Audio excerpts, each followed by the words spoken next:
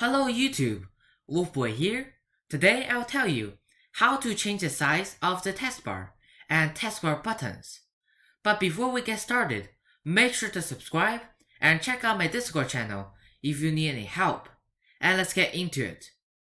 If you want to change the size of the taskbar, all you have to do is click the edge of the taskbar and drag it. And if you want to change the size of the taskbar buttons, all you have to do is right click the taskbar. And you'll see all of these options right here. Go to taskbar settings, the one with the setting icon. And you'll see this option right here. Use small taskbar buttons. And you turn it on, the button will go smaller. If you turn it off, the button will go bigger. And you can also find many other settings like taskbar location on screen, show burgages on taskbar buttons, and etc. This will be it for this video. Thank you for watching, and make sure to leave a like, and see you next time.